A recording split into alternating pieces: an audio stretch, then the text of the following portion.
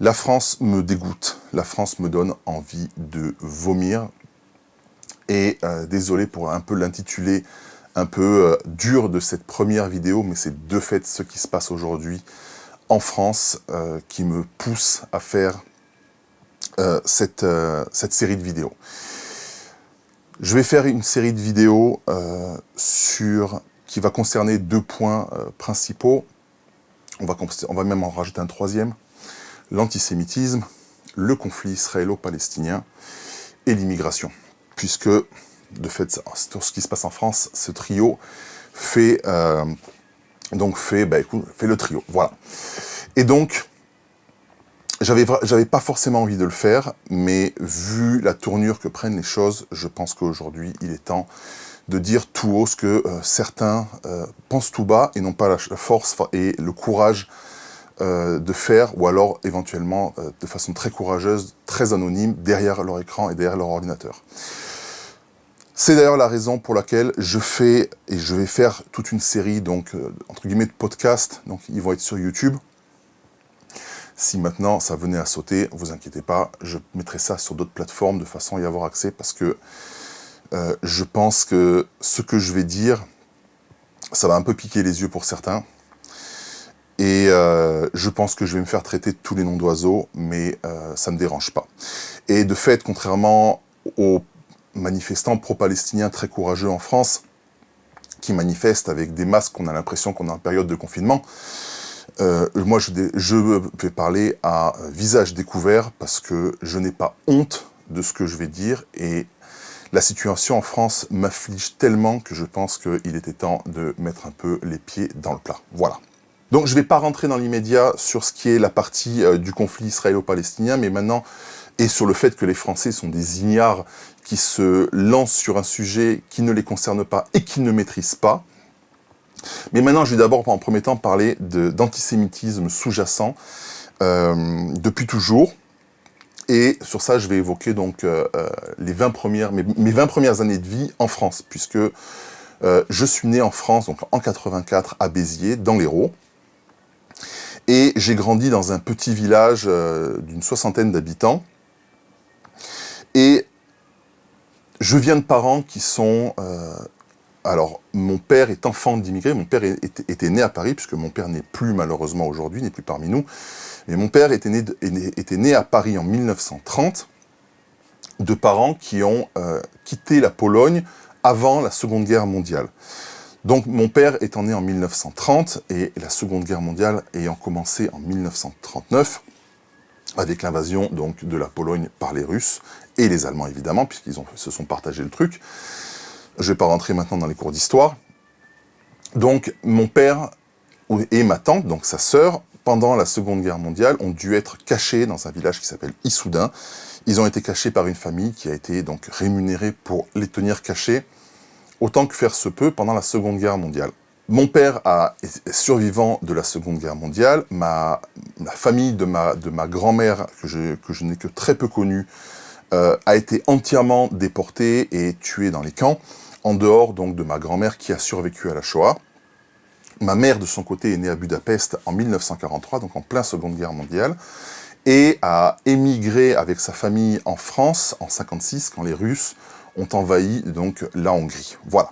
Donc je suis né dans ce contexte-là, mais évidemment mes deux parents juifs, et donc je suis dans le sud de la France, dans lequel j'ai grandi. Donc mes parents ont eu la chance de très bien réussir leur vie professionnelle, et se sont installés donc dans ce petit village donc, du sud de la France, dont je tairai le nom, parce que je veux pas que éventuellement ça fasse de l'ombre. Et les premiers relents d'antisémitisme donc sont arrivés très très vite, puisque mes parents se sont installés dans une belle demeure qu'ils ont entièrement retapée, puisqu'ils ont acheté un tas de ruines qu'ils ont retapées. Et évidemment, il y avait des gens qui ont réussi, en plus qui sont juifs, donc vous avez déjà le couplet gagnant.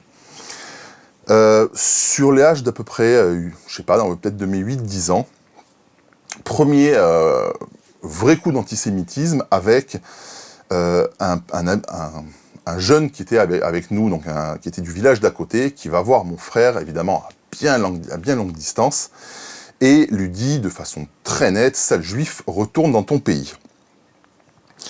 Je vais faire l'histoire très courte, donc le gars a foutu le camp, parce que mon frère, lui, il est allé pour le démonter, ce pour lequel je le comprends, hein.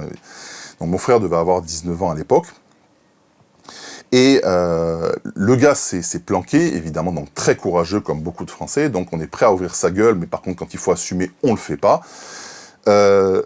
Mon frère porte plainte, et ça va au tribunal. Les amis donc en commun de mon frère et de cet imbécile ont été voir le gars chez ses parents, lui en disant « Écoute, va t'excuser », et il retire sa plainte et on en reste là. Et la réponse a été « On ne baisse pas sa culotte devant un juif ». Voilà, donc ça c'est pour vous montrer quand même que, malgré tout, on est début des années 90, et l'antisémitisme est toujours là. Je me retrouve ensuite au collège Ferdinand Fabre, dans un bled qui s'appelle Bédarieux.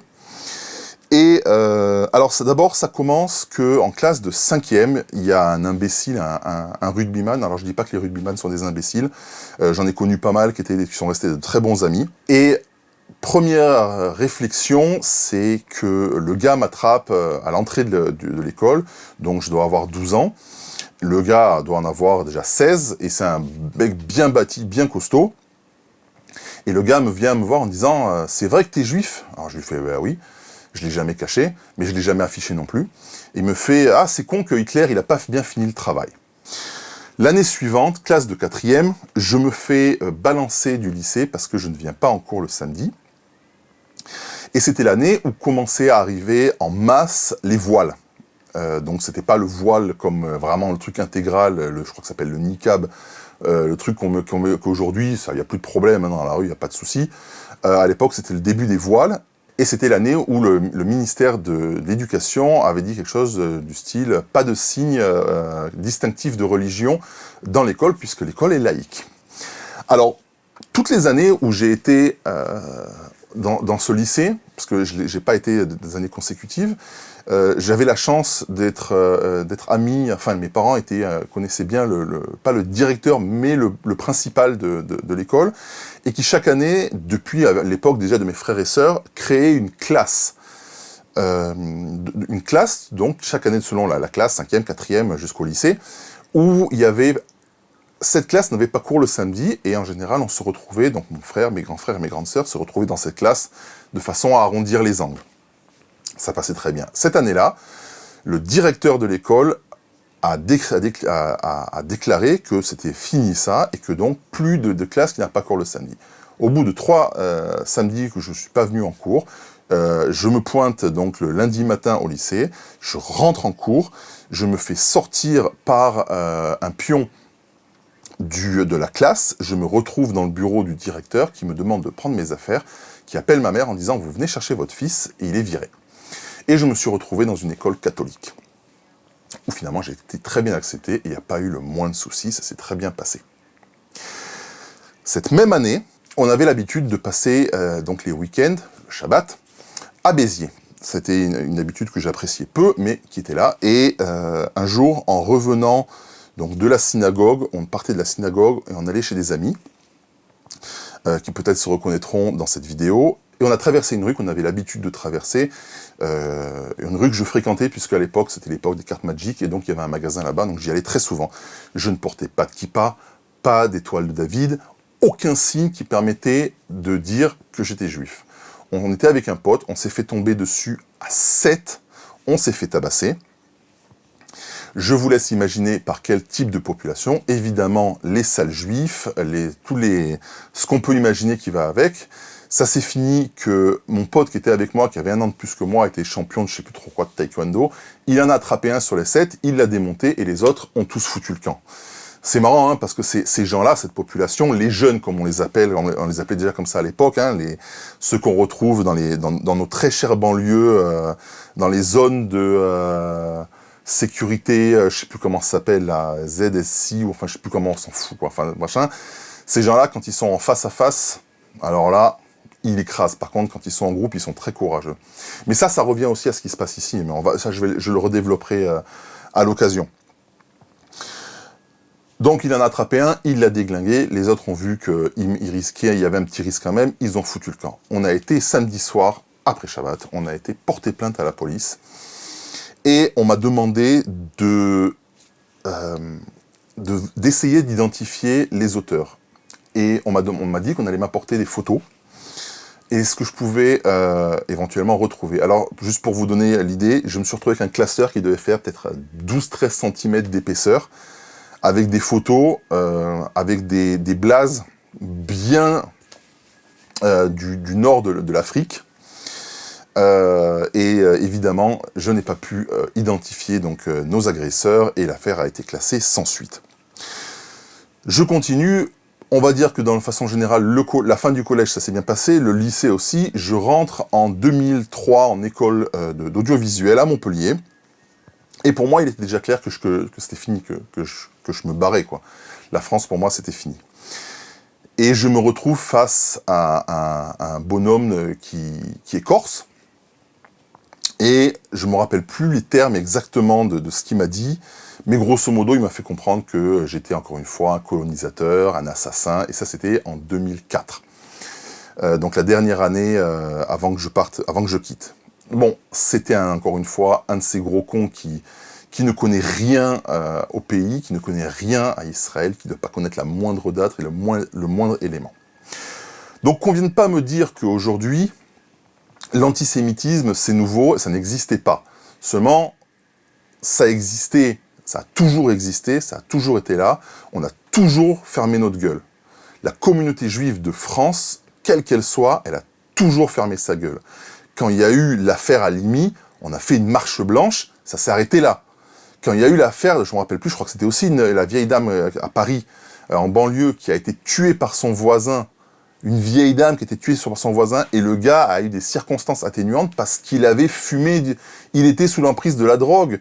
Quand en France, on est sous l'emprise de la drogue et qu'on se fait attraper au volant, on vous fout une prune, on vous annule votre permis, et si le magistrat, il est pas sympa, il vous prend votre bagnole avec. Par contre, quand vous butez une juive de sang-froid et que vous avez fumé un joint, c'est bon, il n'y a pas de problème. On peut le faire, là, il n'y a pas de souci. Et des cas comme ça, il y en a aujourd'hui, mais dans tous les sens, et maintenant partout dans le monde.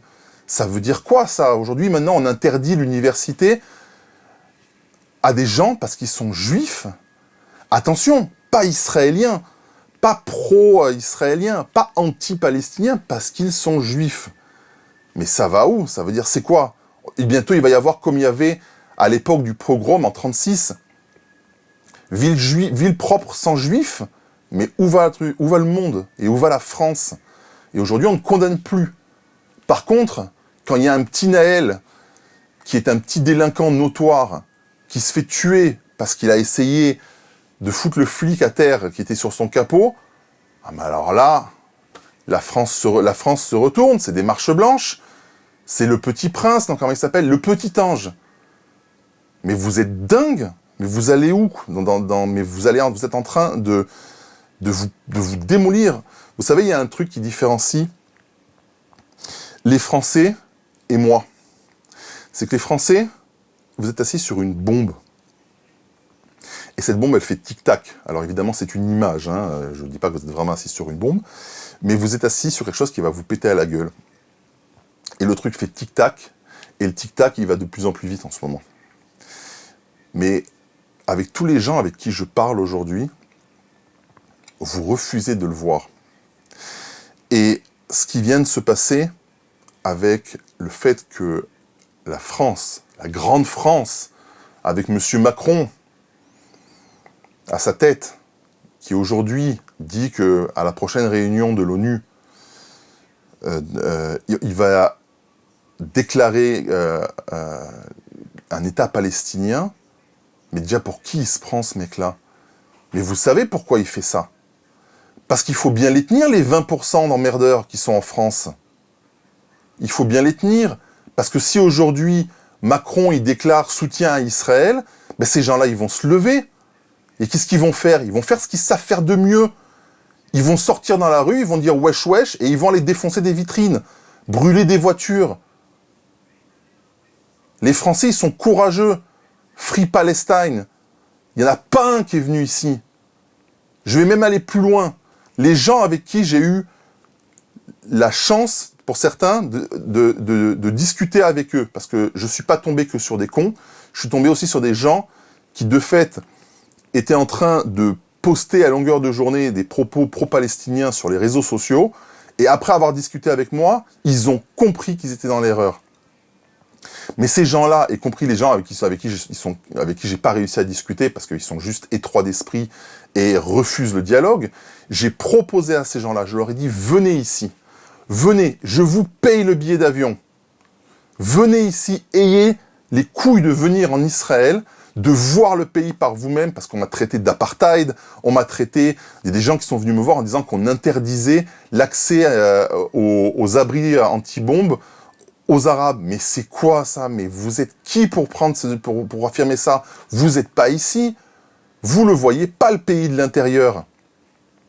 Donc avant de commencer à venir nous faire chier sur les réseaux sociaux, parce que quand vous aujourd'hui, j'ai vu ne serait-ce qu'hier qu'il y a eu une découverte qui datait de 100 000 ans de choses qui concernent le judaïsme, ou des anciennes civilisations, ça a été trouvé en Israël, mais j'ai eu un paquet de Youssouf, Abdel, machin, et Free Palestine, alors qu'on parlait d'une découverte d'ordre archéologique, et on parle de mensonges. Donc ces gens-là, moi je leur ai dit, venez ici, je vous rembourse le billet d'avion.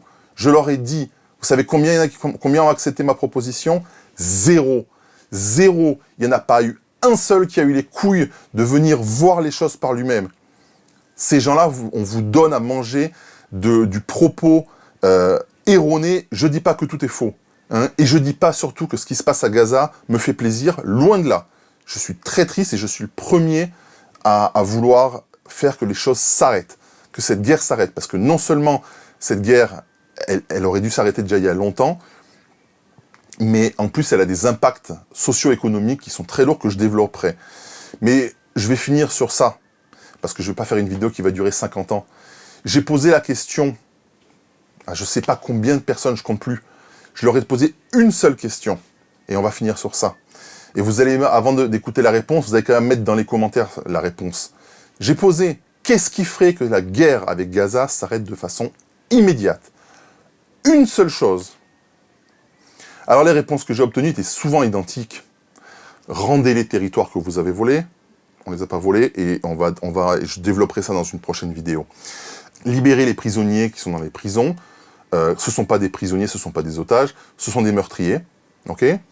Enfin, c'était surtout ça. C'était le principal, c'était rendez les territoires que vous avez pris aux Arabes. Et on n'en a pas pris, et je développerai ça truc. Mais c'est pas la bonne raison. Il y a une chose qui ferait que la guerre s'arrêterait de façon immédiate. Rendez les otages, bordel! Il en reste 50.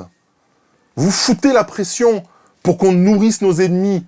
Vous connaissez beaucoup de pays en guerre. La Russie, elle envoie des colis de l'aide humanitaire en Ukraine. Pendant la Seconde Guerre mondiale, les Américains, ils ont envoyé de l'aide humanitaire en Allemagne. Les Américains, ils ont envoyé de l'aide humanitaire au Vietnam, en Corée, pendant toutes les guerres. Arrêtez de foutre de ma gueule. Vous foutez la pression sur Israël pour arrêter ce qui se passe, mais foutez la pression sur la bande de Gaza et le Hamas pour qu'on récupère nos 50 otages, dont d'ailleurs 30 sont morts. Il en reste officiellement, il en reste seulement 20 vivants. Ils retiennent des corps, ils retiennent des cadavres. Des gens qui ont été pris pendant une fête. Et vous appelez ça un acte de libération? Les LFistes qui refusent de condamner, certains disent que c'est un acte de libération, la grande Rima Hassan, avec sa flottille là, et les derniers en date qui sont arrivés avec des barrettes de shit en Israël. Mais c'est quoi ça? C'est la croisière s'amuse? Foutez la pression sur le Hamas, qui rendent nos otages, la guerre elle s'arrêtera. On est les premiers à vouloir arrêter cette guerre. Allez en Israël, je vous invite à aller n'importe où, poser la question à n'importe quel passant dans la rue, est-ce que vous voulez que la guerre se continue? Il n'y en aura pas un qui vous dira que oui. Pas un. Tout le monde veut que cette guerre s'arrête.